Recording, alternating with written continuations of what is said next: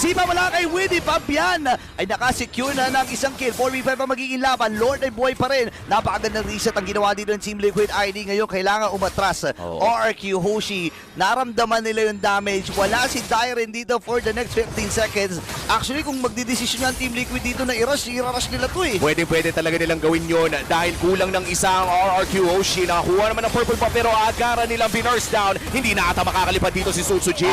Dahil sa aamoy daw ng Team Liquid ID na magpo-purple muna ito. Panigurado kung Ling user ka, alam mo din na nandun siya at ibaburst na nga ata nila yung Lord. Ang sakit ng mga angry globes dito. Si Idok ang nagiging punteriya out of dahil nagamit. Yan si Kelly namatay. Ngayon, crucial ito at then ang si Winnie Fabian Ibedal din nakapatay na naman. Si Aaron Chiki takbo. Ang Kingdom against the Cavalry. Sabay-sabay ang minion flow dito. Ready ang Cavalry na doon na kumuha na at tapusin na ang laban na ito. Idok pinipilit na saluhin pero tuloy-tuloy lang.